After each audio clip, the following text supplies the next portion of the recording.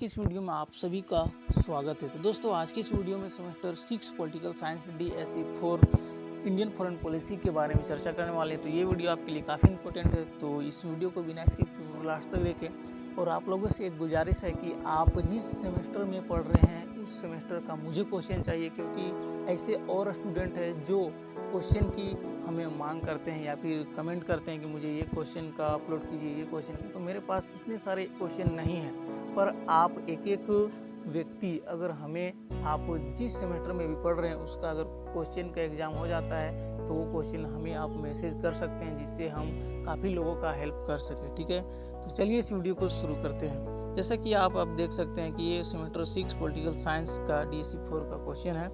तो question number 1 का जो ए ऑप्शन है, इनमें निम्नलिखित में से सही विकल्प का चयन करें। ठीक है, आप यहाँ देख सकते हैं कि किन्हीं 4 प्रश्नों के उत्तर देना है, जिनमें से प्रश्न संख्या 1 अनिवार्य है। तो पहला ऑप्शन है, क्वेश्चन है कि निम्नलिखित में से कौन सा भारतीय विदेश नीति का प्रमुख आधार है। तो ऑप्शन है राजनीतिक युद्ध,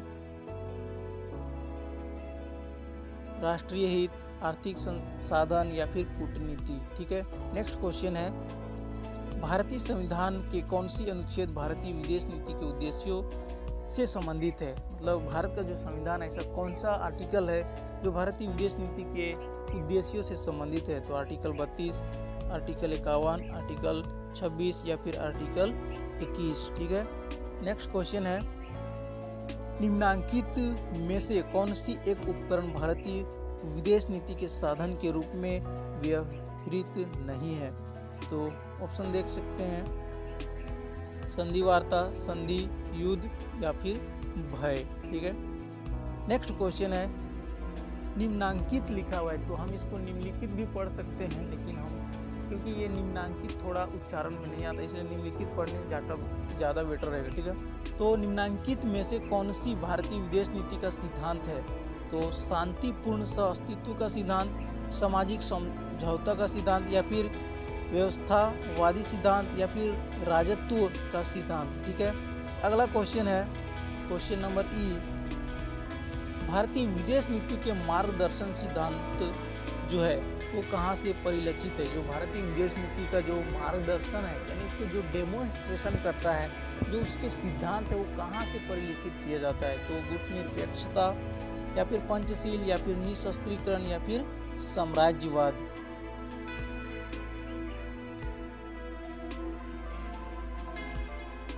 नेक्स्ट क्वेश्चन है, निम्नांकित में से नाम NAM के 2 संस्थापकों को पहचानो। यासिर अराफत, नेल्सन मंडेला, पंडित जवाहरलाल नेहरू या फिर मार्शल टीटो। नेक्स्ट क्वेश्चन है, भारत एवं पाकिस्तान के बीच ताशकंद समझौता कब हुआ। यानी भारत और पाकिस्तान के बीच एक समझौता हुआ था जिसका नाम है ताशकंद। तो ये समझौता कब हुआ। 10 जनवरी 1966, 3 जुलाई 1972, 17 जून 1976 या फिर 14 अप्रैल 1978। ठीक है, नेक्स्ट क्वेश्चन है, कौन सी समस्या भारत पाक संबंधों के बीच संघर्ष की हड्डी बना हुआ है। ऐसा कौन सा समस्या है जो भारत और पाक संबंधों के बीच जो संघर्ष की हड्डी वो बना हुआ है। तो ये क्वेश्चन काफ़ी इंपॉर्टेंट है और हर भारतीय को पता है कि भारत और पाक के बीच ऐसा कौन सी समस्या है जो संघर्ष की हड्डी बना हुआ है। तो ये है, ये आप ऑप्शन देख के आप समझ सकते हैं, सिंधु जल संधि, खाड़ी युद्ध, भारत बांग्लादेश संबंध या फिर कश्मीर समस्या। ठीक है, नेक्स्ट क्वेश्चन है,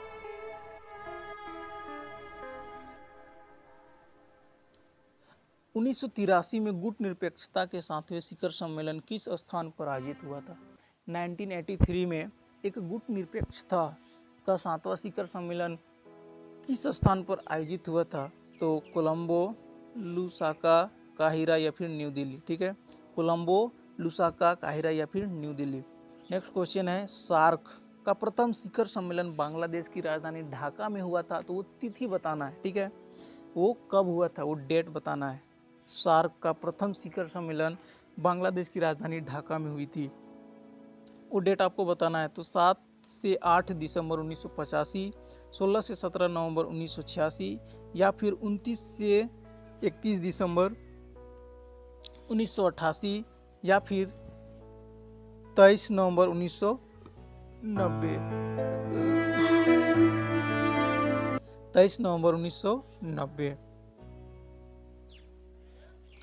next question option number B, ठीक है, मतलब क्वेश्चन नंबर 1 का बी। हम ए देख रहे थे, ऑब्जेक्टिव वो टाइप खत्म हो चुका है। अब निम्नलिखित में से किन्हीं 2 पर संक्षिप्त टिप्पणियां लिखना है, जिनमें से आपको 2 पर लिखना है। यहाँ पर 4 ऑप्शन दिया हुआ है। तो भारतीय विदेश नीति के प्रमुख लक्ष्यों एवं उद्देश्यों का वर्णन करें। जो भारतीय विदेश नीति का जो लक्ष्य है, आखिर क्यों विदेश नीति क्यों चाहिए, तो उसका जो लक्ष्य है उसके बारे में डिफाइन करना है, और उसका उद्देश्य कि आखिर भारतीय विदेश नीति हमें ही क्यों चाहिए, बिना विदेश नीति के भी रह सकते हैं। नेक्स्ट क्वेश्चन है, भारतीय विदेश नीति के संदर्भ में पंचशील सिद्धांत का आलोचनात्मक परीक्षण करें। यानी जो भारतीय नीति है उसमें पंचशील का इन्वॉल्वमेंट में आपको आलोचनात्मक सिद्धांत के बारे में आपको लिखना है, ठीक है। नेक्स्ट क्वेश्चन है, वैश्वीकरण ने भारत को कैसे प्रभावित किया है और भारतीय नीति ने वैश्वीकरण की चुनौती का सामना कैसे कर रहा है, उसके बारे में व्याख्या करना है। जो भारतीय विदेश नीति है उनमें वैश्वीकरण किस प्रकार से प्रभावित कर रहा है और उस चुनौती को आज कैसे, मतलब जो चुनौती है उसको कैसे सामना कर रहा है। नेक्स्ट क्वेश्चन है, सोवियत संघ के विघटन के पश्चात भारत रूस संबंधों की विवेचना करें। यानी सोवियत संघ रूस को बोलते हैं, और उसका विघटन जब हुआ उसके बाद भारत और रूस के बीच क्या संबंध है, उसकी स्थिति क्या है, उसके साथ हमारा रिश्ता क्या है, उसके बारे में आपको चर्चा करना है। नेक्स्ट क्वेश्चन है ऑप्शन नंबर 2, यानी क्वेश्चन 1 का ए और बी द एंड हो गया। अब आ जाते हैं क्वेश्चन नंबर 2, जो ये काफ़ी इंपॉर्टेंट है। ये लॉन्ग टाइप क्वेश्चन है, ये आपको 20 मार्क्स का है। तो 20 मार्क्स के लिए आपको काफ़ी ज़्यादा मतलब शब्दों में लिखना होगा। तो क्वेश्चन देखते हैं कि भारतीय विदेश नीति के अध्ययन के प्रमुख दृष्टिकोण की विवेचना करें। यानी भारतीय विदेश नीति है उसको अध्ययन की दृष्टि से उसकी जो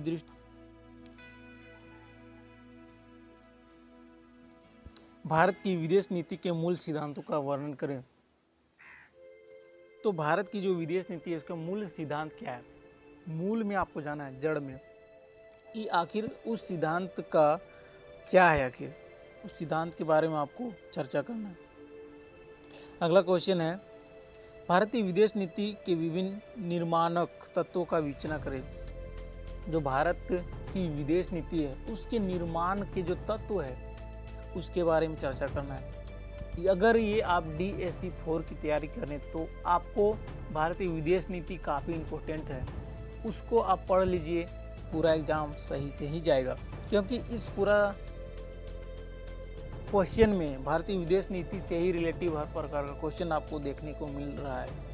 नेक्स्ट क्वेश्चन है, भारतीय विदेश नीति के परिप्रेक्ष्य में 1980 के बाद से आज तक भारत चीन संबंधों का मूल्यांकन करें। मतलब 1980 में जो भारतीय विदेश नीति लागू किया गया था उस समय से आज तक की जो भारत चाइना जो संबंध है, रिलेशन है, उसके बारे में आपको मूल्यांकन करना है, ठीक है। नेक्स्ट क्वेश्चन है, भारत एवं पाकिस्तान के बीच वर्तमान के संबंधों की स्थिति पर एक आलोचनात्मक परीक्षण यानी विवरण दे। तो ये क्वेश्चन जो है वो काफ़ी इम्पोर्टेंट है और ये आप खुद से क्रिएट करके लिख सकते हैं। इसमें कोई आपका जो कह सकते हैं बुक नहीं भी पढ़े होंगे तो भी लिख सकते हैं, क्योंकि आप न्यूज़ तो पढ़ते ही हैं कि भारत पाकिस्तान का क्या संबंध चल रहा है। नेक्स्ट क्वेश्चन है, वैश्विक आतंकवाद के विशेष संदर्भ में भारतीय विदेश नीति की समकालीन प्रवृत्तियों को उजागर कीजिए और सीमा पर आतंकवाद को रोकने के लिए किए गए प्रयास का भी वर्णन करें।